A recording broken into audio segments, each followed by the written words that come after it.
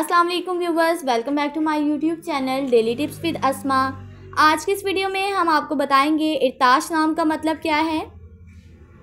इरताश नाम का शुमार लड़कों के नामों में होता है। इरताश एक इस्लामी नाम है। इरताश नाम की इब्तदाई तारीख अरबी ज़ुबान से निकलती है। इरताश नाम के लड़कों के लिए खुशकिस्मत नंबर 8 माना जाता है। माहिरीन के मुताबिक इरताश नाम के लड़के बहुत मासूम होते हैं।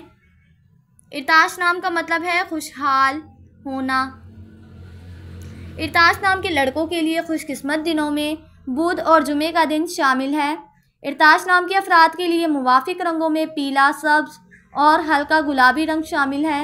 इरताश नाम के अफराद के लिए मुवाफिक पत्थरों में नीलम पत्थर शामिल है। खुशकिस्मती वाली धातों में हिंसों के हिसाब से कांसी शामिल है।